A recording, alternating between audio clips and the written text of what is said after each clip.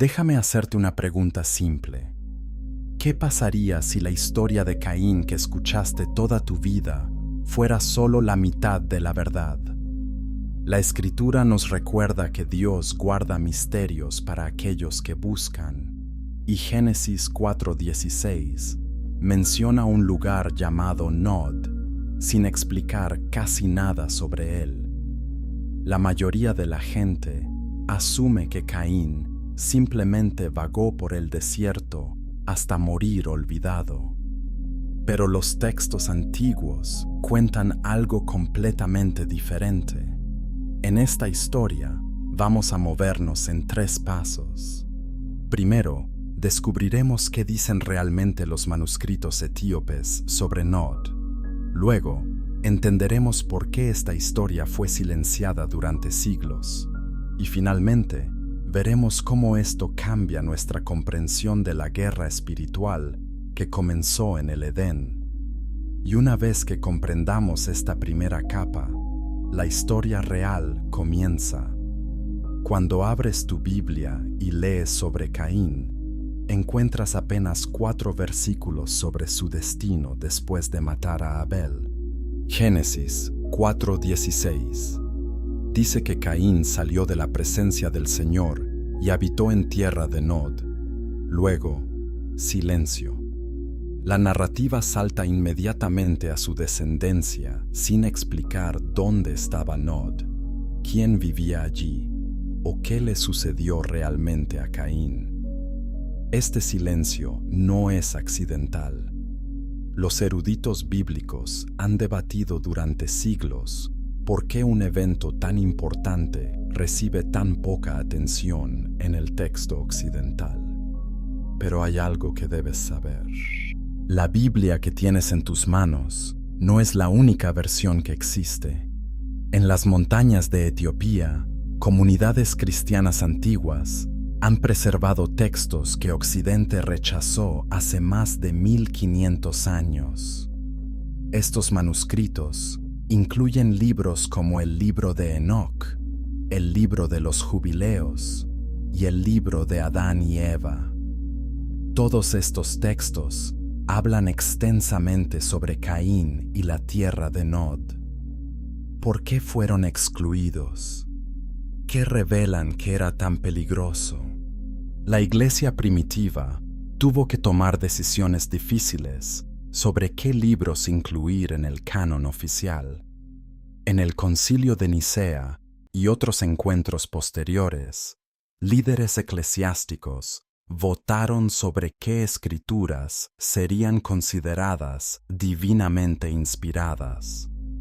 Muchos textos fueron dejados fuera, no porque fueran falsos, sino porque presentaban perspectivas que complicaban la teología emergente. Los escritos etíopes ofrecían una visión del mundo espiritual mucho más compleja, llena de ángeles caídos, portales dimensionales y linajes malditos. Imagina por un momento que eres un líder de la iglesia en el siglo IV. Estás tratando de unificar millones de creyentes bajo una doctrina coherente. De repente, te enfrentas a textos que sugieren que Caín no solo sobrevivió, sino que fundó una civilización entera con conocimiento prohibido. Textos que dicen que ángeles rebeldes bajaron a la tierra específicamente para corromper la humanidad. Textos que implican que esta corrupción nunca terminó realmente. ¿Incluirías esos libros? ¿O los guardarías en secreto para evitar confusión y pánico? La Biblia etíope no fue simplemente ignorada, fue activamente suprimida en muchas regiones. Misioneros europeos que llegaron a Etiopía en siglos posteriores intentaron convencer a los cristianos locales de que sus textos eran herejía, pero los etíopes se negaron. Ellos sabían que sus manuscritos venían de tradiciones apostólicas directas, transmitidas desde los primeros seguidores de Cristo. Para ellos, Estos libros no eran opcionales, eran esenciales para comprender la guerra espiritual que define la historia humana. Entonces, ¿qué dicen exactamente estos textos sobre Caín? Comencemos con lo básico. Nod no era simplemente un lugar geográfico. El nombre mismo significa vagabundeo o inquietud en hebreo. Pero en los textos etíopes, Nod se describe como un dominio, una región donde las leyes divinas están distorsionadas. Es un espacio entre mundos, un portal donde lo celestial corrupto y lo terrenal se encuentran. Caín no fue enviado allí para vagar sin rumbo. Fue enviado allí porque ese era el único lugar donde podía existir fuera de la presencia directa de Dios. Piensa en ello de esta manera. Cuando Dios expulsó a Adán y Eva del Edén, los envió al mundo que conocemos. Pero cuando expulsó a Caín, lo envió más lejos. Lo envió a un lugar donde incluso las reglas de la creación funcionan diferente. Un lugar donde el tiempo, el espacio y la realidad misma están fracturados. Los textos etíopes sugieren que Nod era una especie de zona fronteriza espiritual, un lugar donde entidades que rechazaron el orden divino podían existir sin ser completamente destruidas. Ahora bien, esto plantea una pregunta inquietante. Si Nod era un lugar habitado por entidades rebeldes, ¿quiénes eran esos seres? La Biblia occidental no responde esto, pero el libro de Adán y Eva etíope sí lo hace. Dice que en Nod habitaban los hijos de las sombras, seres que no eran completamente humanos ni completamente angelicales. Eran híbridos, productos de la rebelión celestial que comenzó antes de la creación de Adán. Estos seres recibieron a Caín no como un extraño, sino como uno de los suyos. Aquí es donde la historia se vuelve verdaderamente perturbadora. Caín no llegó a Nod como un vagabundo arrepentido, llegó como un fundador. Según los jubileos, Caín construyó la primera ciudad fuera del orden divino. La llamó Enoc como su hijo. Esta ciudad no era una colección de tiendas primitivas, era una metrópolis con arquitectura avanzada, metalurgia y música. ¿Cómo pudo un exiliado solitario construir algo así? La respuesta está en quiénes fueron sus maestros. Los textos etíopes afirman que después del asesinato de Abel, Caín fue visitado por entidades celestiales caídas. Estos seres, conocidos como los vigilantes en el libro de Enoc, le enseñaron conocimientos prohibidos, le mostraron cómo manipular metales, cómo construir estructuras que desafiaban la naturaleza y cómo usar símbolos y rituales para invocar poderes oscuros. Caín no estaba solo en Nod, estaba siendo preparado para algo mucho más grande. Ahora, antes de que pienses que esto suena a ciencia ficción, considera esto. La arqueología ha descubierto civilizaciones antiguas con conocimientos que parecen imposibles para su época. Los sumerios, por ejemplo, tenían comprensión astronómica avanzada sin telescopios. Los egipcios construyeron pirámides con precisión matemática que desafía explicación simple. ¿De dónde vino ese conocimiento? Los textos etíopes sugieren una respuesta. Vino de los descendientes de Caín, quienes recibieron sabiduría de fuentes no divinas. Pero aquí está el gancho que debes entender. Si Caín fundó una civilización en Nod, y si esa civilización fue construida sobre conocimiento prohibido, entonces la pregunta no es si desapareció. La pregunta es si todavía existe de alguna forma. Los textos etíopes insinúan que la semilla de Nod nunca fue completamente erradicada. Sobrevivió al diluvio. Sobrevivió a través de linajes ocultos, y sus influencias todavía se sienten hoy. Entonces, ¿por qué la Iglesia ocultó esta historia? Porque revela algo aterrador. Revela que la guerra espiritual no es solo metáfora, es literal, es histórica y está en curso. Una vez que aceptas que Caín fundó una civilización corrupta con ayuda angelical caída, tienes que aceptar que esa rebelión nunca terminó. Simplemente se volvió más sutil, más escondida, más peligrosa, y lo que viene a continuación te mostrará exactamente cómo comenzó todo. Capítulo 2. La marca que cambió la realidad. La Biblia dice que Dios puso una marca sobre Caín para que nadie que lo encontrara lo matara. Génesis 4:15 es claro en esto, pero nunca te dice qué era esa marca. Nunca explica cómo funcionaba y nunca revela por qué Dios protegería a un asesino. La mayoría de los predicadores te dirán que fue misericordia divina, pero los textos etíopes cuentan una historia diferente, una historia que sugiere que la marca no era solo protección, era transformación. Aquí está la verdad incómoda. Cuando lees Génesis en hebreo original, la palabra usada para marca es ot. Esta palabra no significa simplemente una señal visual, significa un signo, un portento, una evidencia de un pacto o cambio fundamental. Es la misma palabra usada para describir las señales y maravillas que Dios realizó en Egipto.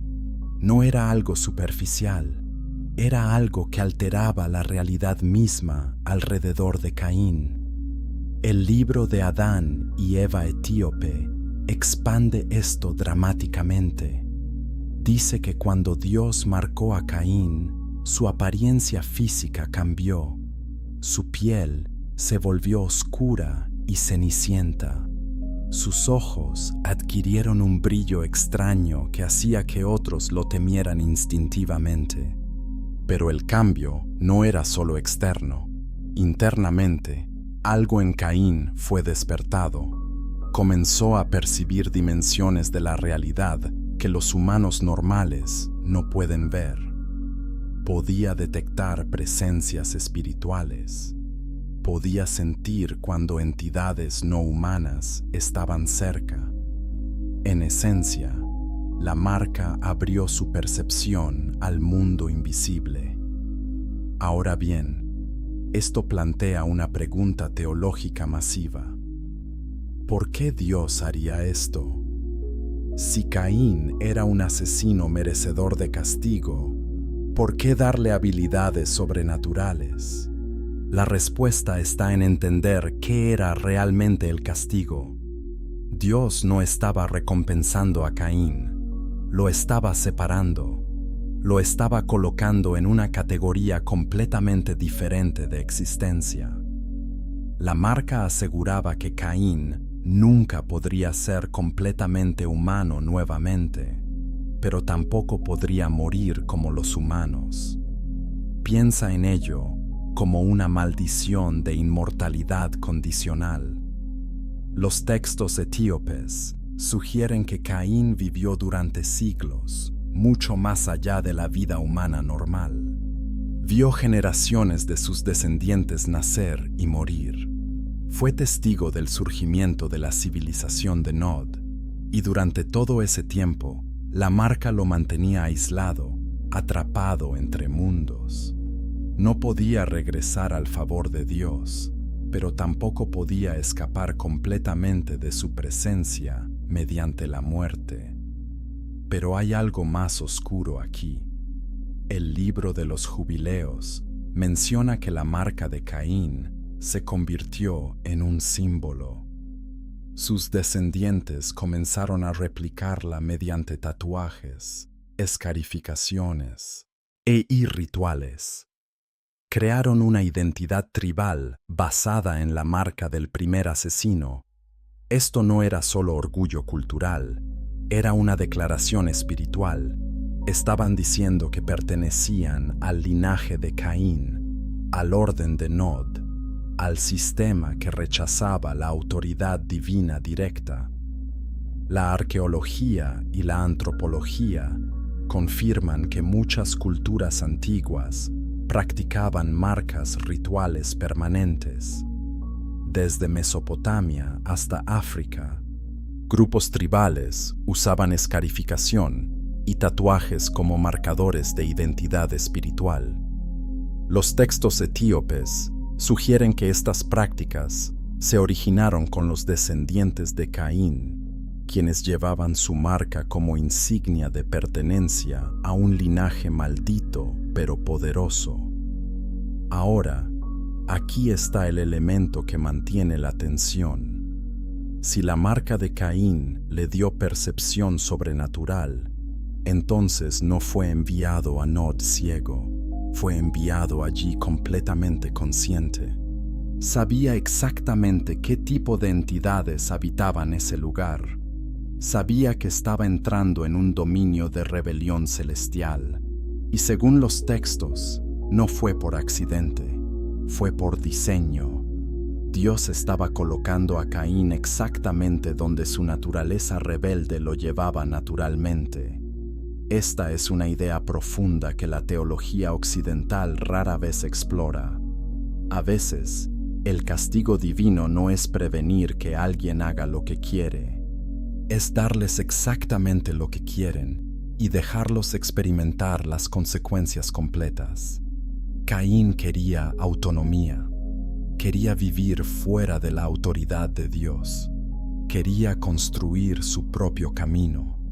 Entonces Dios dijo: «Está bien, te daré un lugar donde puedes hacer exactamente eso, pero tendrás que vivir con todo lo que eso implica». Y las implicaciones eran aterradoras. En Nod, Caín no solo encontró libertad, encontró influencia. Encontró maestros dispuestos a enseñarle cosas que Dios nunca revelaría. Los vigilantes, esos ángeles caídos mencionados en Enoc, vieron en Caín el candidato perfecto.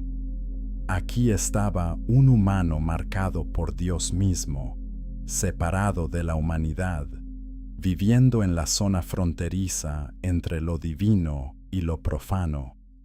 Aquí estaba alguien que podía ser moldeado en algo completamente nuevo. Los textos etíopes describen encuentros específicos.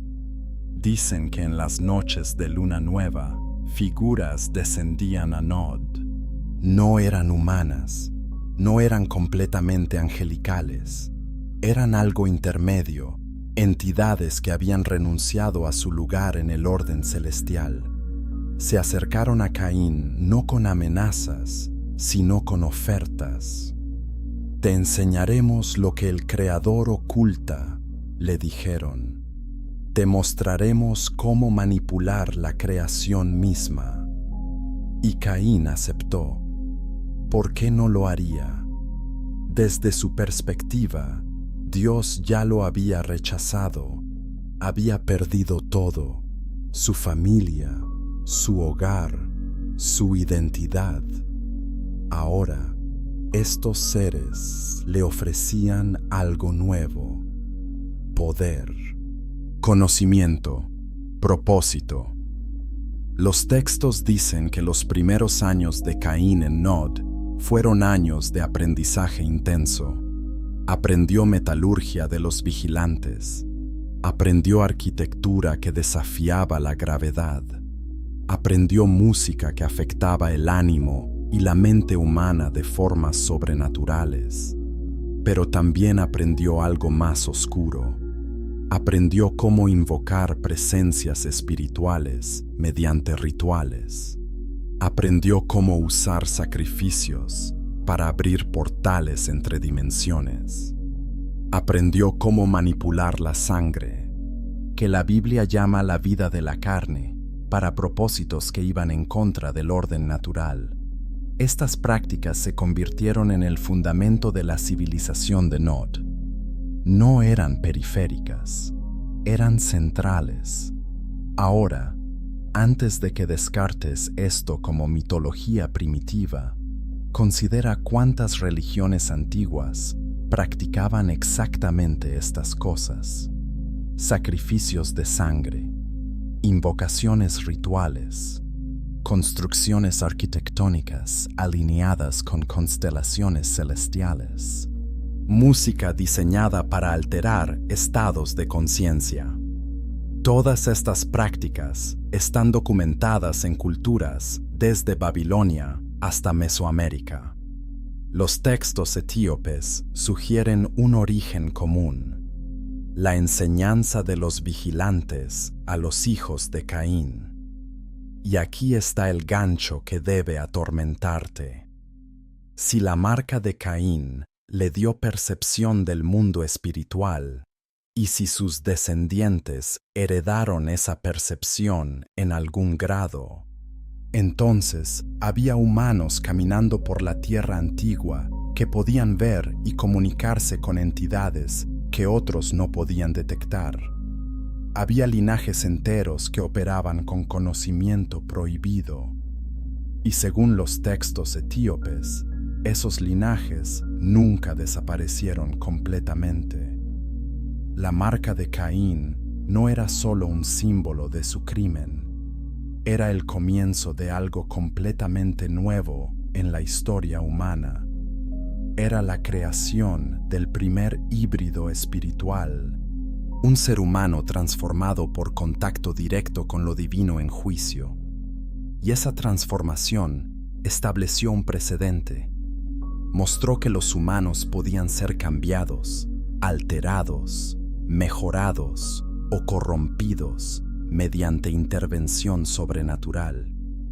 Y una vez que esa puerta se abrió, nunca se cerró realmente, porque lo que viene después muestra exactamente qué hicieron los hijos de Caín con ese conocimiento. Capítulo 3. Los hijos de las sombras. Aquí hay un detalle que tu Biblia omite completamente. Cuando Caín llegó a Nod, no estaba solo. Génesis 4:17 dice que Caín conoció a su esposa y ella concibió a Enoc. Pero espera, ¿de dónde vino esa esposa? Si Adán, Eva, Caín y Abel eran las únicas personas en la tierra, ¿con quién se casó Caín?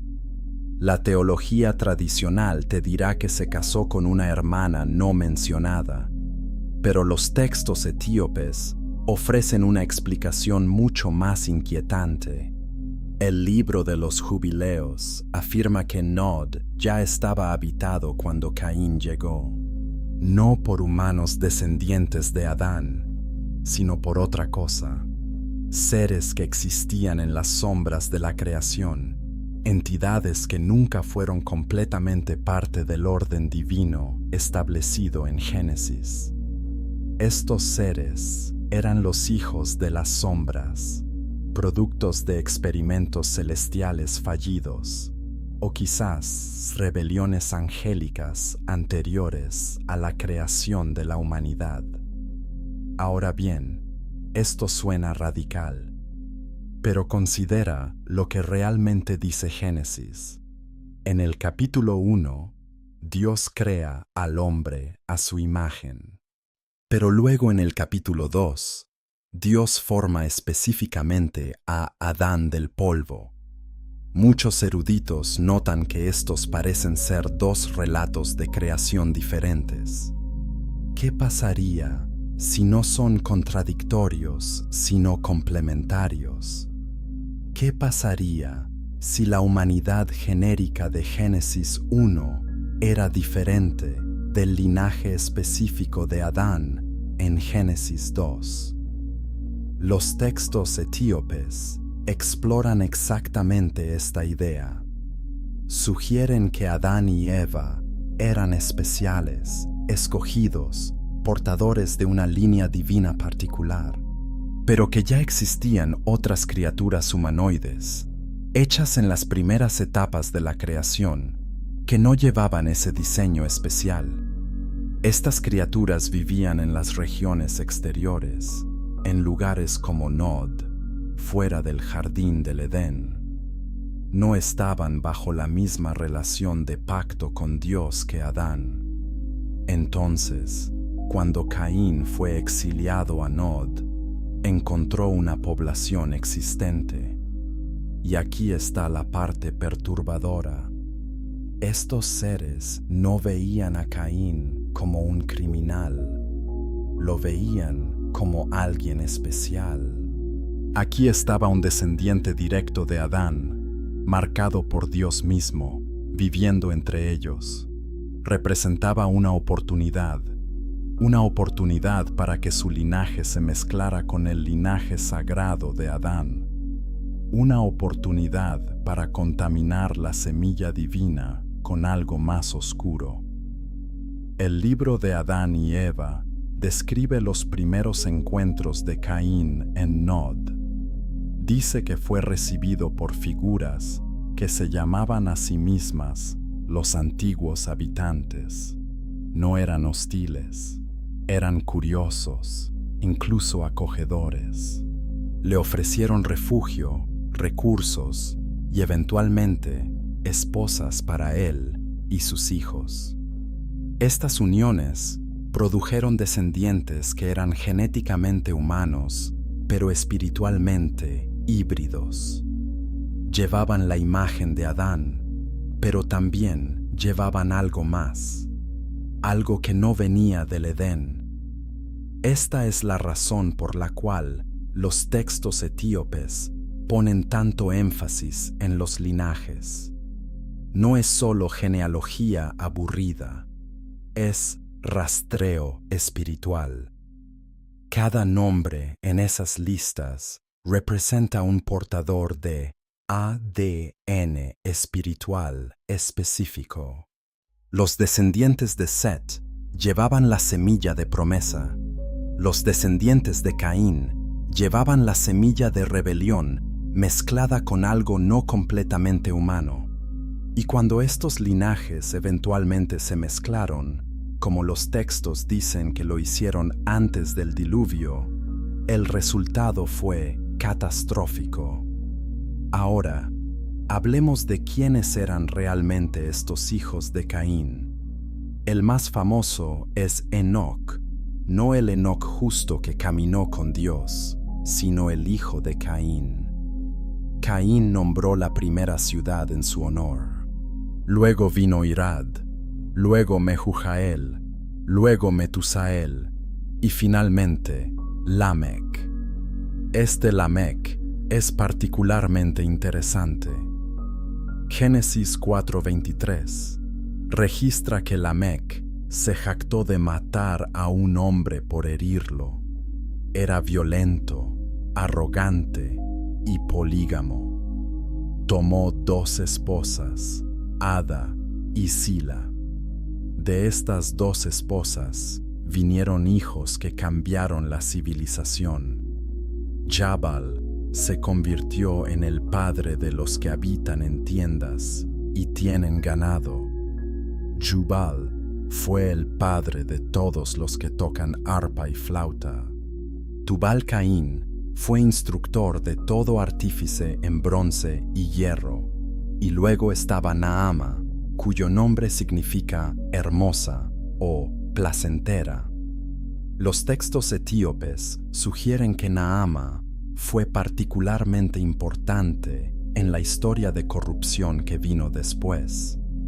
Ahora bien, estos no son solo oficios inocentes. La metalurgia en bronce y hierro significa armas avanzadas, significa herramientas de guerra.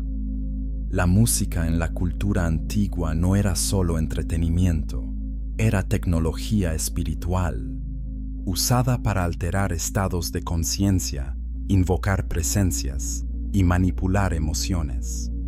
Los textos etíopes dicen que la música desarrollada por los descendientes de Caín estaba específicamente diseñada para abrir portales espirituales y facilitar comunicación con entidades no divinas. La arquitectura también era clave. Jabal no solo estaba criando ganado, estaba estableciendo sistemas de comercio, economías, estructuras sociales. Esto suena positivo hasta que te das cuenta de que todo estaba construido sobre un fundamento de rebelión espiritual. Era civilización sin Dios, era progreso sin rendición de cuentas divina. Era humanidad diciendo, podemos construir nuestro propio paraíso sin necesidad de reconocer al Creador. Y aquí está el patrón que verás repetido a lo largo de la historia. Cada vez que la humanidad intenta construir una utopía sin Dios, termina creando una distopía. La Torre de Babel, Sodoma y Gomorra, Babilonia, Roma en su decadencia. Cada uno intentó lo mismo que Caín intentó en Nod, crear una civilización basada en poder humano y conocimiento prohibido en lugar de obediencia divina. Y cada uno colapsó bajo el peso de su propia corrupción. Pero aquí está el gancho que debes entender. Los hijos de Caín no eran simplemente innovadores, eran iniciados. Según el libro de Enoc, los vigilantes enseñaron específicamente a la humanidad artes que Dios había reservado. Enseñaron metalurgia para crear armas. Enseñaron cosméticos y adornos para seducción. Enseñaron hechicería y astrología para manipulación espiritual. Y enseñaron todo esto primero a los descendientes de Caín, porque ellos eran los más receptivos. ¿Por qué eran los más receptivos? Porque ya vivían en Nod, ya separados del orden divino. No tenían lealtad al sistema del Edén. No tenían memoria de caminar con Dios en el frescor del día. Su identidad completa estaba construida sobre ser los rechazados, los exiliados, los que habían construido algo nuevo fuera del plan original. Eran el público perfecto para enseñanzas rebeldes. Y aquí está donde la historia se vuelve verdaderamente oscura. Los textos etíopes dicen que los vigilantes no enseñaron a todos por igual. Tenían favoritos, tenían estudiantes específicos que mostraban más potencial y establecieron escuelas, si puedes llamarlas así. Lugares donde el conocimiento prohibido era transmitido sistemáticamente. Estas escuelas estaban ubicadas en Nod, en las ciudades que Caín y sus hijos habían construido. Imagina esto. Imagina una academia antigua donde jóvenes aprendían no agricultura o comercio, sino invocación, donde se les enseñaba no matemáticas simples, sino geometría sagrada diseñada para abrir puertas dimensionales, donde la música no era para adoración, sino para manipulación. Esto es lo que los textos describen. Y dicen que estas instituciones produjeron generaciones de iniciados que llevaron su conocimiento al mundo más amplio. Ahora bien, la pregunta obvia es, ¿dónde está la evidencia de esto? La arqueología ha descubierto templos antiguos con diseños geométricos precisos que no tienen explicación práctica. Ha encontrado instrumentos musicales en tumbas que datan de miles de años, sugiriendo que la música era considerada esencial incluso en la muerte. Ha descubierto tablillas con fórmulas metalúrgicas que parecen demasiado avanzadas para su época. Los textos etíopes ofrecen un contexto. Estas cosas vinieron de Nod, del linaje de Caín, enseñado por los vigilantes. Entonces, ¿qué les pasó a los hijos de las sombras? Los textos dicen que prosperaron durante generaciones. Construyeron ciudades que rivalizaban con cualquier cosa que Set y sus descendientes justos pudieran crear, pero había una diferencia fundamental. Las ciudades de Caín estaban llenas de violencia, orgullo y rebeldía espiritual abierta. Mientras tanto, el linaje de Set mantenía adoración a Dios y vivía en relativa simplicidad. Pero esta separación no duraría para siempre, porque lo que viene a continuación es la parte de la historia que explica por qué Dios eventualmente envió el diluvio. Explica cómo los dos linajes se mezclaron y explica qué produjo esa mezcla: los Nefilim, los gigantes que se volvieron leyenda. Y todo comenzó cuando los hijos de Set miraron hacia Nod y vieron algo que no pudieron resistir. Capítulo 4. La ciudad que desafió al cielo. Cuando Caín fundó la primera ciudad, hizo algo que nunca antes se había hecho. Creó un lugar permanente de habitación humana fuera del favor divino. Génesis 4:17. Simplemente dice que construyó una ciudad y la llamó Enoc. Pero no te dice cómo se veía esa ciudad, qué la hacía especial o por qué era significativa. Los textos etíopes llenan ese vacío con detalles que son fascinantes y aterradores. El libro de los Jubileos describe la ciudad de Enoc como una maravilla arquitectónica. No era un pueblo primitivo, era una metrópolis con muros masivos, torres que alcanzaban hacia el cielo y edificios diseñados según principios que desafiaban la comprensión normal. Los textos dicen que la ciudad fue construida usando conocimiento dado por los vigilantes, conocimiento que incluía comprensión de física, geometría y hasta manipulación de energía. Ahora bien, esto plantea una pregunta. ¿Por qué construir una ciudad en primer lugar? Los humanos habían existido durante generaciones sin necesidad de asentamientos permanentes. Eran nómadas, siguiendo rebaños y estaciones. Pero Caín hizo algo diferente. Estableció permanencia. Creó un centro, un lugar de poder, un símbolo de que la humanidad podía prosperar sin depender de Dios. Era una declaración teológica hecha en piedra y metal. Los textos etíopes enfatizan que la ciudad de Enoc no fue construida solo para habitación. Fue construida como un espejo de lo celestial, pero invertido. En lugar de reflejar la gloria de Dios, reflejaba la gloria de la rebelión. Cada torre, cada portal, cada plaza pública estaba diseñada para honrar no al Creador, sino a los creadores, a Caín y sus maestros angelicales caídos. Era adoración arquitectónica de la autonomía humana. Y aquí está el detalle que muchos pasan por alto. La ciudad de Enoc no estaba construida aleatoriamente. Según los Jubileos, fue posicionada en alineación con ciertos puntos celestiales. Las puertas de la ciudad se alineaban con constelaciones específicas. Las torres estaban espaciadas según proporciones matemáticas que reflejaban órbitas planetarias. Esto no era decoración, era ingeniería espiritual.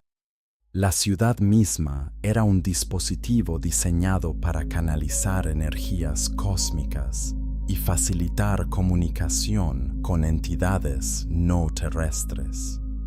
Ahora, antes de que pienses que esto es fantasía, considera cuántas civilizaciones antiguas hicieron exactamente lo mismo. Las pirámides de Egipto están alineadas con Orión. Stonehenge marca solsticios y equinoccios con precisión. Las ciudades mayas fueron construidas según mapas estelares. La idea de que arquitectura puede servir propósitos espirituales y astronómicos no es nueva. Los textos etíopes simplemente sugieren que esta práctica comenzó en Nod, con la ciudad de Enoch. Pero había algo más oscuro en juego. Los textos dicen que dentro de la ciudad de Enoch había estructuras específicas dedicadas a rituales. Templos, si quieres llamarlos así, pero no templos a Yahweh. Eran templos a los vigilantes, a las entidades que habían enseñado a Caín. En estos lugares se realizaban sacrificios, pero no sacrificios de animales según las leyes posteriores de Moisés. Estos eran sacrificios diseñados para abrir portales, para invocar presencias, para sellar pactos con entidades espirituales. El libro de Adán y Eva describe ceremonias específicas. Dice que en ciertas noches del año, cuando las estrellas se alineaban de formas particulares, los sacerdotes de Nod realizaban rituales que duraban hasta el amanecer. Quemaban inciensos con propiedades alucinógenas, cantaban en lenguas que no eran humanas, y según los textos, estas ceremonias tenían éxito. Abrían brechas en el velo entre dimensiones, permitían que entidades del reino espiritual se manifestaran físicamente. Ahora bien, esto suena como ocultismo, y eso es exactamente lo que es. Pero no es ocultismo moderno, inventado en el siglo XIX. Es el ocultismo original, el sistema de prácticas que los textos etíopes afirman fue establecido por los vigilantes y transmitido a través de los hijos de Caín. Todas las prácticas ocultas posteriores, desde Babilonia hasta la alquimia medieval, son simplemente variaciones de lo que comenzó en Nod. Y aquí está el gancho que debe preocuparte. Si estas prácticas funcionaban, si realmente abrían portales y permitían contacto con entidades espirituales, entonces no eran simplemente simbólicas, eran funcionales, eran tecnología espiritual. Y esa tecnología nunca fue completamente perdida. Los textos etíopes sugieren que después del diluvio, fragmentos de este conocimiento sobrevivieron. Fueron llevados por los descendientes de Noé, particularmente a través de Cam, cuya línea produjo Nimrod, quien construyó Babel. Pero regresemos a la ciudad de Enoch. ¿Qué pasó allí diariamente? Los textos pintan una imagen de una sociedad próspera, pero moralmente corrupta. Había comercio, arte, música, innovación, pero también había violencia desenfrenada, opresión de los débiles y celebración del poder bruto. Lamec, el descendiente de Caín, ejemplificaba esto. Se jactaba de asesinato, tomaba esposas a voluntad. Vivía sin ley moral porque en Nod no había ley divina reconocida. La ciudad también era un imán. Atraía a personas de otras regiones, incluidas algunas del linaje de Set. Aquí está donde comienza el colapso que llevaría al diluvio. Los textos etíopes dicen que las hijas de Caín eran extraordinariamente hermosas. Esto no era genética natural, era el resultado de técnicas que los vigilantes habían enseñado: cosméticos, adornos, seducción calculada. Las mujeres de Nod se volvieron legendarias por su belleza y su capacidad de seducir, y eventualmente los hijos de Set notaron. Génesis 6:2 dice que los hijos de Dios vieron que las hijas de los hombres eran hermosas y tomaron esposas de todas las que escogieron. Hay debate sobre quiénes eran estos hijos de Dios. Algunos dicen que eran el linaje de Set. Otros dicen que eran ángeles. Los textos etíopes sugieren ambos. Sugieren que los hijos de Set, seducidos por las hijas de Caín, comenzaron a mezclarse con el linaje maldito, y al mismo tiempo, los vigilantes también tomaron esposas humanas. Esta doble corrupción, humana y angelical, produjo una generación que era completamente corrupta. Los Nefilim, los gigantes, nacieron de las uniones entre vigilantes y humanas. Y estos gigantes eran violentos, consumían recursos masivos y, según los textos, consumían no solo animales, sino también humanos. La tierra se llenó de violencia. Génesis 6:5 dice que cada intención de los pensamientos del corazón humano era solo maldad continuamente. Y todo esto se rastreó hasta la ciudad de Enoc, el epicentro de la rebelión. Era allí donde comenzó la mezcla. Era allí donde los vigilantes establecieron su base de operaciones.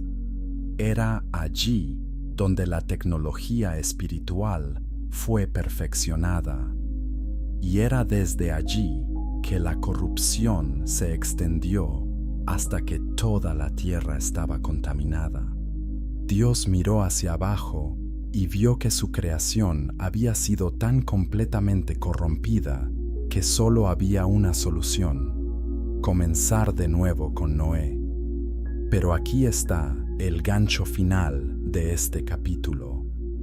El diluvio destruyó la ciudad de Enoc, cubrió las torres, derribó los muros, borró los templos, pero no destruyó el conocimiento, no eliminó la memoria y no erradicó completamente a los vigilantes, porque según el libro de Enoc, algunos fueron aprisionados, pero otros escaparon. Y si escaparon, ¿qué hicieron después? ¿Simplemente se rindieron? ¿O continuaron su proyecto de corrupción de formas más sutiles? Porque lo que viene a continuación muestra exactamente cómo sobrevivió su influencia. Capítulo 5.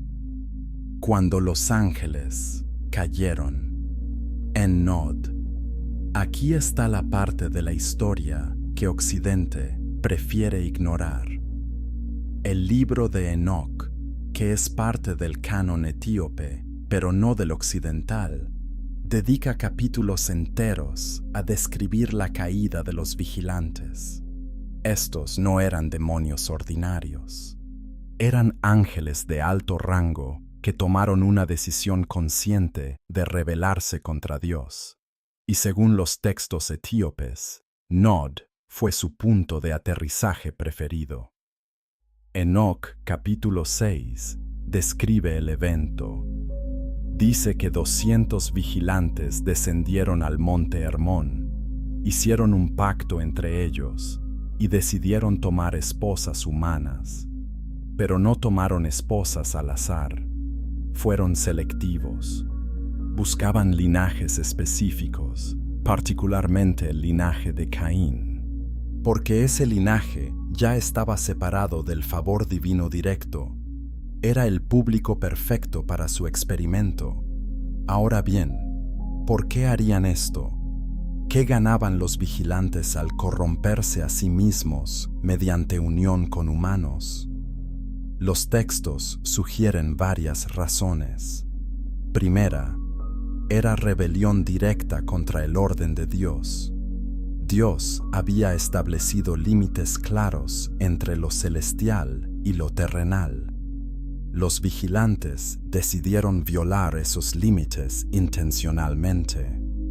Segunda, era un intento de corromper la línea de semilla a través de la cual vendría el Mesías prometido. Si toda la humanidad estaba genéticamente corrupta, el plan de redención no podía cumplirse. Pero había una tercera razón, más sutil. Los vigilantes buscaban cuerpos. Como seres espirituales, no podían experimentar el mundo físico completamente, pero si producían híbridos, mitad angélicos y mitad humanos, esos híbridos podrían servir como avatares. Podrían ser habilitados por conciencias angelicales mientras tenían forma humana. Esto les daría presencia e influencia en la tierra de formas que los espíritus puros no podían lograr. Los Nefilim resultantes eran exactamente eso. Génesis 6:4 los llama los hombres poderosos de la antigüedad, hombres de renombre. Pero el término hebreo Nefilim significa literalmente los caídos. Eran productos de la caída, tanto literal como espiritual, y según los textos etíopes, eran aterradores. Algunos medían más de 3 metros de altura, tenían fuerza sobrehumana y tenían apetitos que no podían ser satisfechos mediante medios normales. El libro de Enoc describe su comportamiento. Dice que los Nefilim consumían todos los recursos de los humanos. Cuando eso no era suficiente, comenzaron a consumir animales. Y cuando eso no bastaba, comenzaron a consumirse entre sí y a los humanos. Era canibalismo en escala masiva, impulsado por hambre sobrenatural. La tierra se volvió un matadero, dominada por estos híbridos violentos. Pero aquí está el detalle que la gente pierde. Los Nefilim no eran solo guerreros brutos, eran inteligentes. Habían heredado conocimiento angélico de sus padres vigilantes. Sabían cosas que los humanos normales no sabían, y usaban ese conocimiento para dominar. Establecieron reinos, se declararon dioses, exigieron adoración. Muchos eruditos creen que los dioses de la mitología antigua, desde los titanes griegos hasta los gigantes nórdicos, eran memorias culturales de los Nefilim. Ahora bien, esto plantea una pregunta teológica incómoda. Si los Nefilim eran mitad angelicales, ¿tenían almas? ¿Podían ser salvos? Los textos etíopes dicen que no. Eran abominaciones, fuera del plan de redención de Dios. No tenían lugar en el orden creado, y cuando murieron, sus espíritus no fueron al Seol donde van los humanos. En cambio, se convirtieron en algo más, demonios errantes, espíritus desencarnados, buscando cuerpos para habitar. Esta es la razón por la cual el Nuevo Testamento habla de demonios buscando entrar en humanos o incluso en cerdos. Según la cosmología etíope, estos son los espíritus de los Nefilim muertos, atrapados en la tierra, incapaces de descansar, constantemente buscando forma física, y su influencia nunca terminó realmente. Simplemente cambió de forma después del diluvio.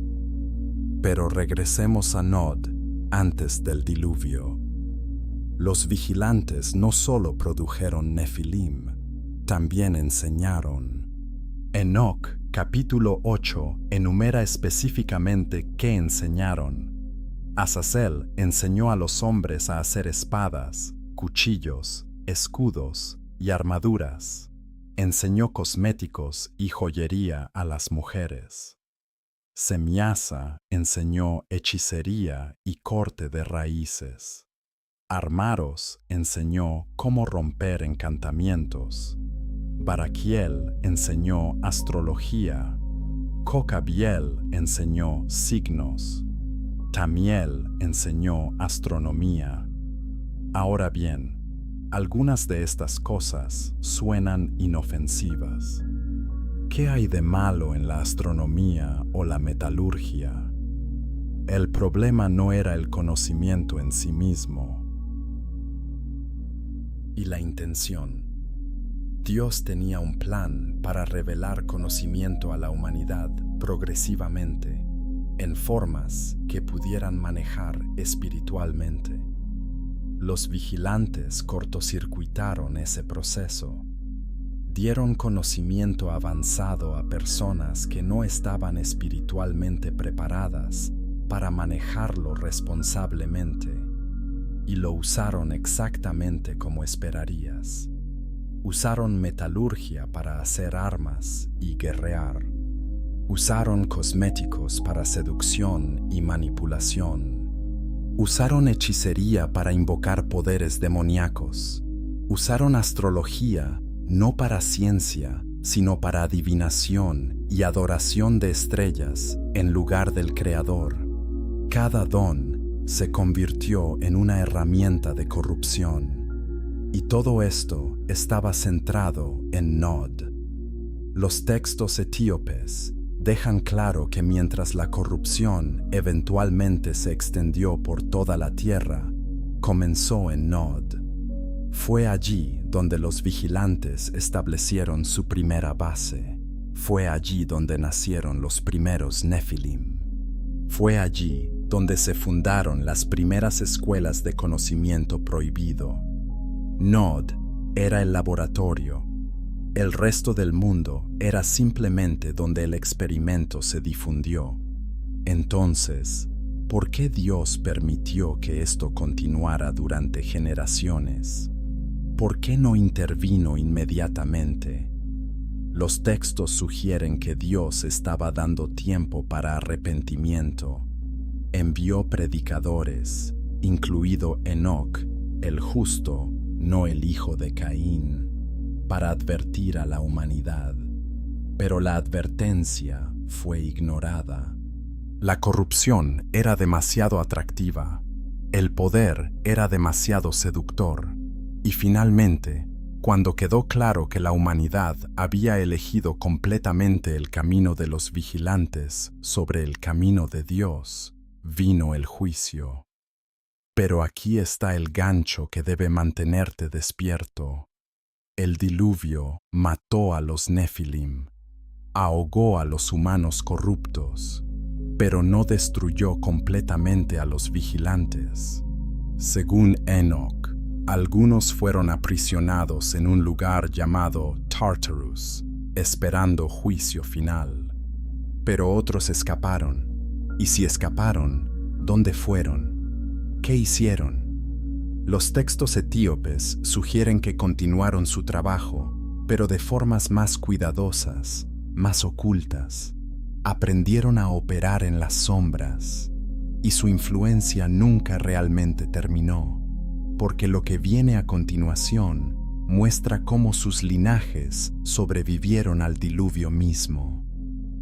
Capítulo 6. El linaje prohibido. Aquí hay una pregunta que los predicadores evitan. Si el diluvio fue diseñado para eliminar la corrupción genética y espiritual de los Nefilim, ¿por qué la Biblia menciona gigantes después del diluvio? Números 13:33 describe a los israelitas viendo Nefilim en Canaán. Deuteronomio menciona a Og, rey de Basán, cuya cama medía más de 4 metros. Goliat era un gigante filisteo. Entonces, ¿cómo sobrevivieron estos linajes? Los textos etíopes ofrecen una respuesta controversial. Dicen que la contaminación no fue completamente eliminada porque entró en el arca, no a través de Noé, quien era perfecto en sus generaciones según Génesis 6:9, pero posiblemente a través de las esposas de sus hijos. Los jubileos sugieren que al menos una de las nueras de Noé llevaba ADN corrupto, consciente o inconscientemente. Esta semilla fue suficiente para reiniciar el linaje prohibido después del diluvio. Ahora bien, esto suena a herejía para muchos cristianos. Pero considera la evidencia bíblica. Génesis 10 enumera las naciones que vinieron de los hijos de Noé. De Cam vino Canaán, cuyas tribus fueron maldecidas. De Canaán vinieron los jebuseos, amorreos y otros grupos que los israelitas fueron ordenados a destruir completamente. ¿Por qué la orden de destrucción total? Porque, según los textos etíopes, estos grupos llevaban genética Nefilim. El libro de los Jubileos es explícito. Dice que después del diluvio, los demonios, esos espíritus de los Nefilim muertos, pidieron permiso a Dios para continuar influyendo en la humanidad. Y sorprendentemente, se les concedió permiso limitado. Se les permitió tentar, engañar y corromper, aunque bajo restricciones. Esto explica por qué el mundo post-diluvio todavía tenía maldad, a pesar de un nuevo comienzo. Pero también había reinicio genético. Los gigantes de Canaán no eran tan grandes o numerosos como los Nefilim prediluvio, pero eran lo suficientemente significativos como para aterrorizar a los espías israelitas. Números 13:33 dice: «Nos veíamos como saltamontes a nuestros propios ojos, y así nos veíamos a ellos». Estos no eran simplemente hombres altos, eran anormalmente grandes, llevando marcas de la vieja corrupción. Entonces, ¿cómo se relaciona esto con el linaje de Caín? Aquí está la conexión. Los textos etíopes sugieren que el conocimiento que Caín y sus descendientes recibieron de los vigilantes no era solo información, era iniciación espiritual. Creaba una conexión, un pacto entre ciertas líneas familiares y entidades angelicales caídas. Incluso si el ADN físico fue borrado por el diluvio, el pacto espiritual podía ser renovado, y aparentemente lo fue. Después del diluvio, ciertas familias comenzaron a exhibir las mismas prácticas que habían caracterizado a Nod. Nimrod, el nieto de Cam, construyó Babel y se declaró un hombre poderoso, el mismo término usado para los Nefilim. Estableció el primer imperio post-diluvio basado en poder centralizado y desafío a Dios. Los textos etíopes dicen que Nimrod fue iniciado en los viejos misterios, el conocimiento que venía originalmente de los vigilantes. Ahora bien, aquí está donde esto se vuelve prácticamente relevante.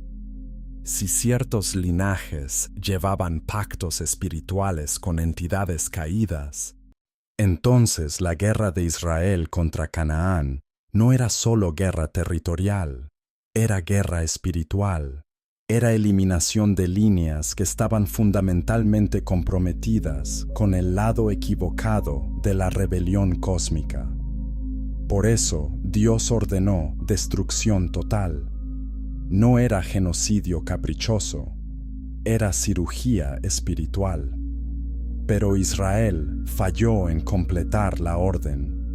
Dejaron vivos a los cananeos, se casaron con ellos, adoptaron sus prácticas, y según los profetas, esto llevó a corrupción espiritual continua. Los israelitas comenzaron a adorar a Baal y a Sera, deidades cananeas vinculadas a los viejos vigilantes. Sacrificaron niños en el valle de Hinnom, practicaron adivinación y hechicería. Todo esto era regreso a Nod, regreso al sistema que había causado el diluvio. Y aquí está el patrón que debes ver. A lo largo de la historia, cada vez que la humanidad rechaza a Dios y busca poder autónomo, termina recurriendo a las mismas prácticas: sacrificio de sangre, manipulación espiritual, estructuras de poder jerárquicas, adoración de conocimiento oculto. Estos son los marcadores del linaje de Caín, el sistema de Nod, la influencia de los vigilantes, y nunca desaparecen completamente, simplemente se rebautizan. Los textos etíopes rastrean esto hasta el exilio babilónico. Dicen que cuando los israelitas fueron llevados a Babilonia, fueron expuestos a los misterios caldeos, que eran supervivencias directas del conocimiento de Nod. Daniel y sus amigos resistieron. Pero muchos judíos absorbieron estas enseñanzas, y cuando regresaron a Israel, trajeron contaminación con ellos.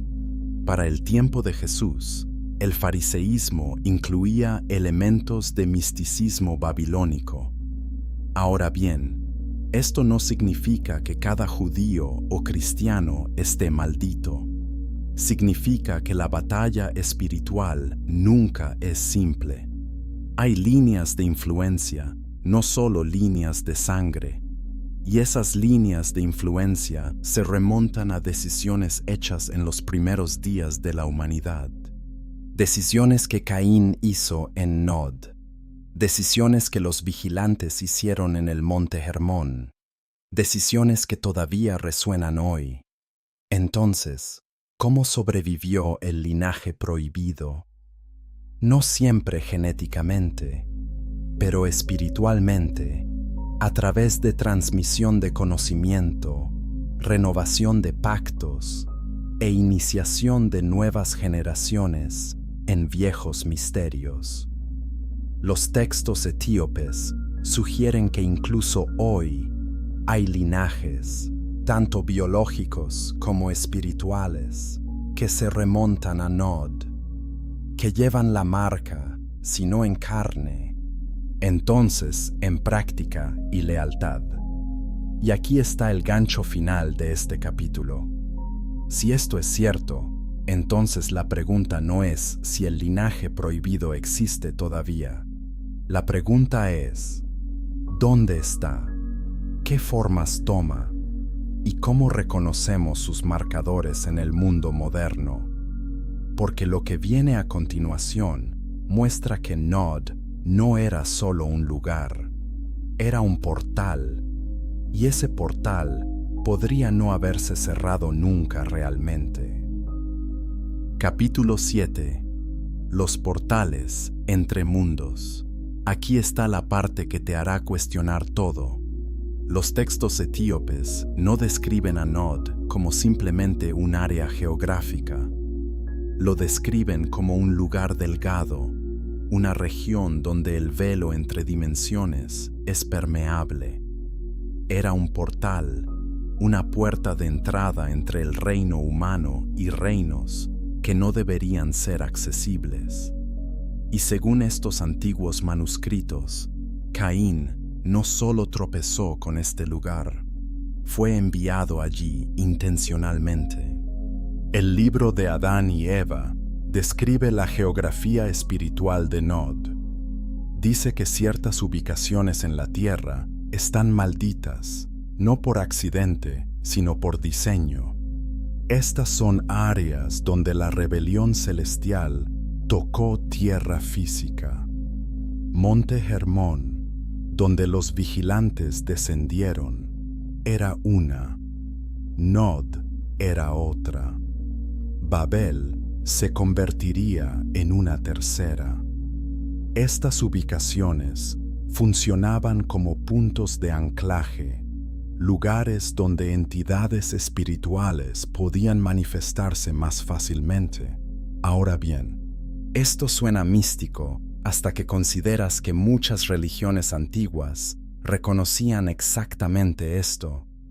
Los griegos tenían lugares oraculares como Delfos, donde las sacerdotisas entraban en trance y supuestamente se comunicaban con dioses. Los celtas tenían sitios sagrados donde practicaban adivinación. Las culturas indígenas de todo el mundo reconocen tierras sagradas donde lo espiritual parece más cerca. Los textos etíopes sugieren que esta no es superstición, es realidad espiritual. Algunos lugares están genuinamente más abiertos al reino invisible, y Nod era el original. Era el primer lugar donde humanos vivían permanentemente en una zona de portal.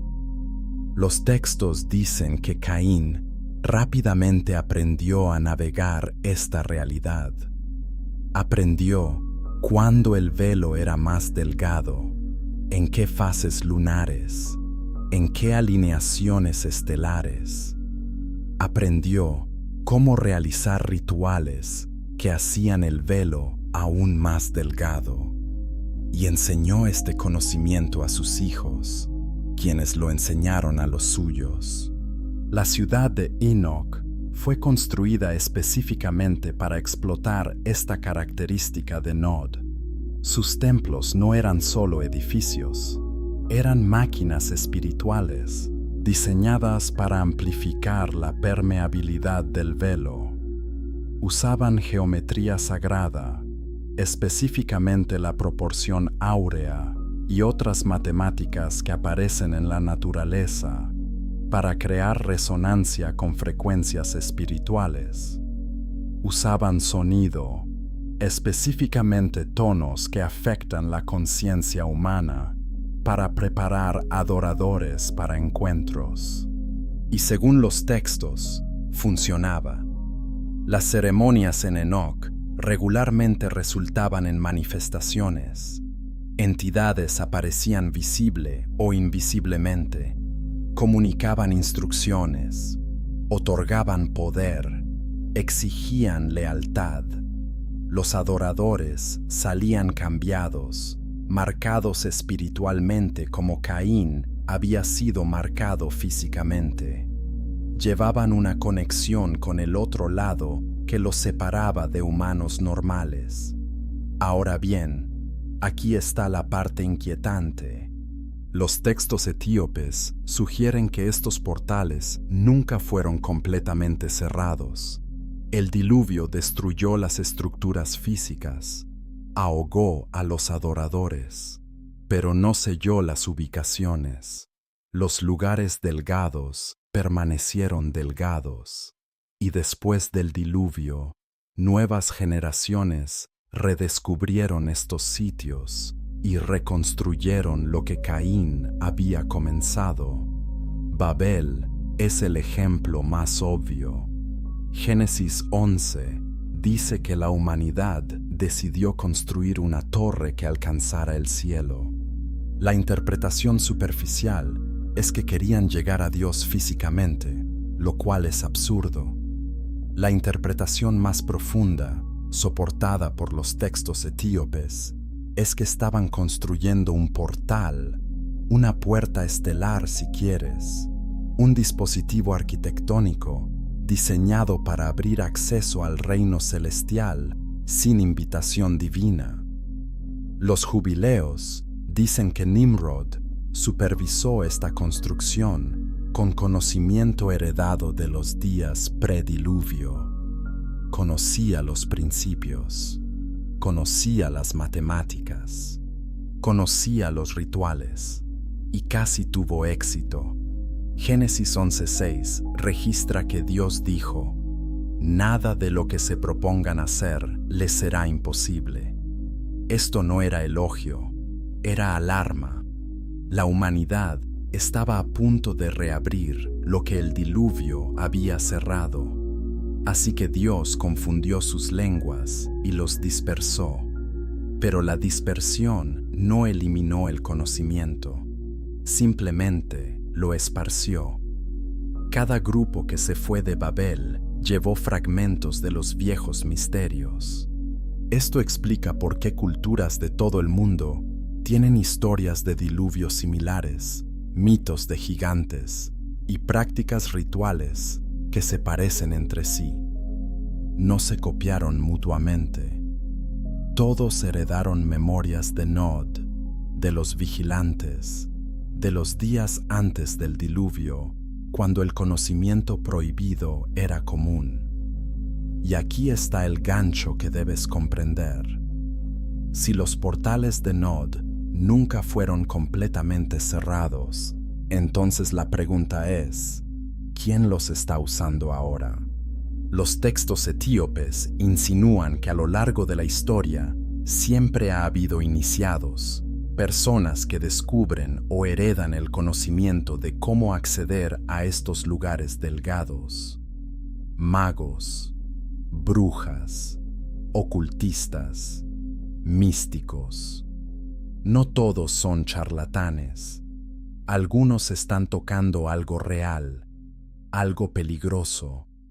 La Biblia advierte repetidamente contra la adivinación, la hechicería y la necromancia. ¿Por qué? No porque sean falsas, sino porque funcionan, pero conectan a practicantes con entidades equivocadas. Deuteronomio 18:10 a 12 enumera estas prácticas y dice que cualquiera que las hace es abominación al Señor. No dice que son ineficaces, dice que son abominables. Hay una diferencia. Los textos etíopes explican el mecanismo. Cuando alguien practica adivinación, está abriendo su conciencia a influencia del reino espiritual. Sin protección divina, lo que entra es lo que espera del otro lado de los portales de Nod: demonios, espíritus de Nefilim, quizás incluso vigilantes no aprisionados. Estos seres se hacen pasar por guías espirituales, ancestros o incluso ángeles de luz, pero su agenda es corrupción. Y aquí está el patrón que ves a lo largo de la historia. Cada sociedad que abraza estas prácticas eventualmente colapsa en violencia, decadencia moral y juicio. Canaán fue destruida. Babilonia cayó. Roma decayó. El patrón se repite porque la fuente es siempre la misma. Reconexión con el sistema de Nod, reapertura de los portales, invitación a las entidades que causaron el diluvio en primer lugar. Entonces, ¿dónde están estos portales hoy? Los textos no proporcionan un mapa, pero sugieren que cualquier lugar donde ocultismo o idolatría fueron practicados intensamente se convierte en un lugar delgado. Sitios de sacrificio infantil antiguo, templos paganos, incluso edificios modernos construidos en estos sitios heredan la contaminación. Esto es porque algunos lugares simplemente se sienten mal, opresivos, oscuros. no es imaginación, es residuo espiritual. Y aquí está el pensamiento final que debe atormentarte. Si Nod era un portal, y si Caín fue enviado allí por Dios mismo, entonces Dios conocía exactamente lo que estaba haciendo. No estaba simplemente castigando a Caín, lo estaba colocando donde pertenecía, donde su naturaleza rebelde encontraría su expresión completa. Esto plantea preguntas profundas sobre el libre albedrío, el destino, y cómo Dios trabaja incluso a través de la rebelión para cumplir propósitos mayores, porque lo que viene finalmente muestra que el ciclo de Nod nunca terminó y podría estar operando ahora mismo. Capítulo 8. El ciclo que nunca terminó. Déjame hacerte una última pregunta. ¿Qué pasaría si Nod no fuera solo historia? ¿Qué pasaría si no fuera simplemente un lugar antiguo que existió y desapareció? Los textos etíopes sugieren algo inquietante. Nod es un patrón, un ciclo, una condición espiritual que se repite a través de las generaciones. Y si eso es cierto, entonces necesitas preguntarte, ¿estás viviendo en Nod ahora mismo? Piénsalo. ¿Qué definía a Nod? Era un lugar de exilio de la presencia de Dios. Era una región donde las leyes divinas eran rechazadas. Era una civilización construida sobre autonomía humana, poder tecnológico y conocimiento prohibido. Era una sociedad que valoraba el progreso sobre la piedad, la innovación sobre la obediencia y el placer sobre la santidad. Ahora mira alrededor del mundo moderno. ¿Qué ves? Ves ciudades masivas donde Dios rara vez es mencionado excepto como maldición. Ves tecnología avanzando más rápido de lo que la sabiduría moral puede manejarlo. Ves prácticas ocultas renombradas como espiritualidad nueva era y abrazadas por millones. Ves violencia, opresión y celebración de poder bruto. Ves música y entretenimiento diseñados no para elevar, sino para manipular emociones y oscurecer discernimiento. En resumen, ves Nod. Los textos etíopes advierten que el ciclo de Caín se repite cada vez que una civilización alcanza cierto nivel de desarrollo sin correspondiente humildad ante Dios. Sucedió en los días de Noé, sucedió en Babel, sucedió en Sodoma, sucedió en Babilonia, sucedió en Roma, y los textos sugieren que está sucediendo nuevamente ahora en escala global. Pero aquí está la clave. Nod no es solo una ubicación geográfica o civilizacional, es un estado espiritual personal. Génesis 4:16 dice que Caín salió de la presencia del Señor. Eso no significa que viajó lejos físicamente, significa que cortó conexión espiritual. Escogió autonomía sobre relación. Escogió construir su propio reino en lugar de someterse al de Dios. Y cada persona que hace esa misma elección entra en Nod, sin importar dónde viva. Entonces, ¿cómo se ve eso hoy? Se ve como vivir sin oración, como tomar decisiones basadas solo en lógica humana, sin buscar guía divina, como perseguir éxito, riqueza, placer y reconocimiento como fines en sí mismos. como rechazar autoridad moral bíblica en favor de relativismo personal, como decir, yo decido qué está bien para mí. Esa es la voz de Caín. Esa es la filosofía de Nod. Y aquí está la trampa. Nod es atractivo. Por eso Caín pudo construir una ciudad próspera allí. Por eso las hijas de Caín eran tan hermosas que seducían a los hijos de Set. Por eso el conocimiento de los vigilantes era tan tentador. Nod ofrece poder, autonomía, emoción y libertad de restricción. Promete que puedes ser tu propio Dios.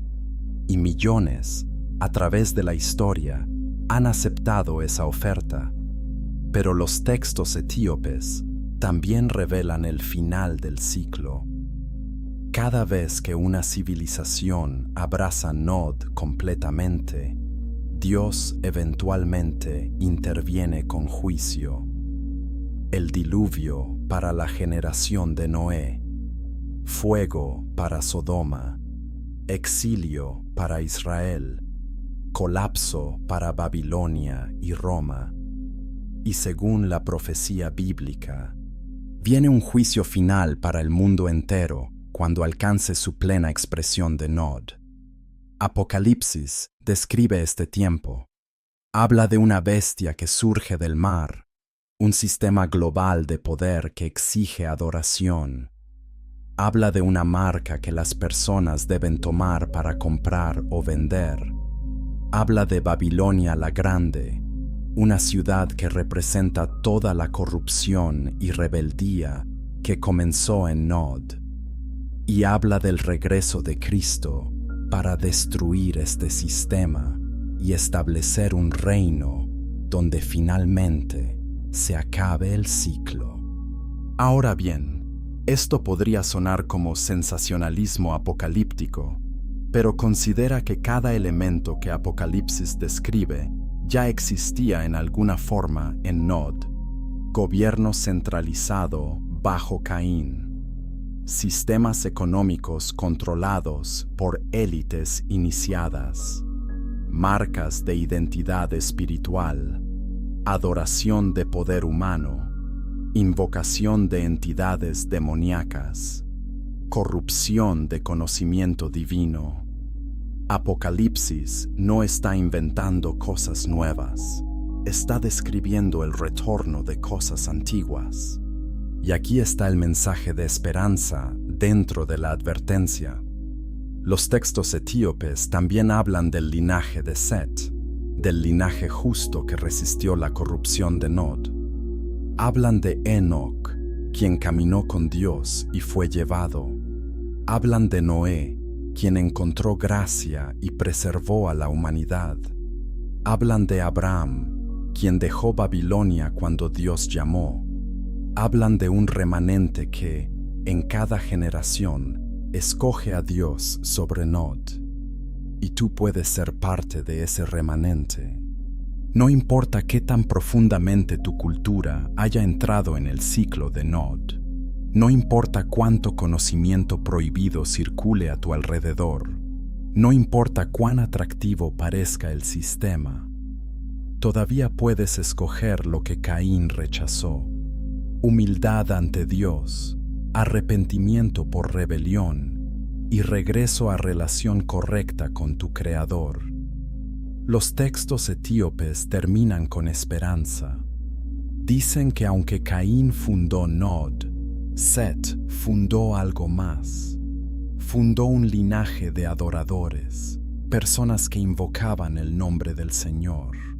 Y de ese linaje vino Abraham, luego David, luego finalmente Jesús, quien rompió el poder del pecado y la muerte, quien derrotó a los poderes espirituales que se habían rebelado en los días de los vigilantes, quien ofrece escapar del ciclo de Nod a cualquiera que lo acepte. Entonces aquí está tu elección final. Puedes seguir el camino de Caín, construyendo tu propio reino, persiguiendo tu propia gloria, operando bajo tu propia autoridad.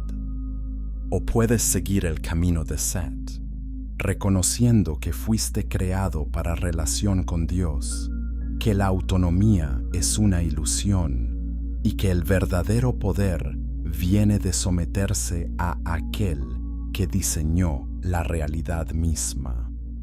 La tierra de Nod todavía existe, no en un mapa, sino en cada corazón que dice: seré mi propio Dios.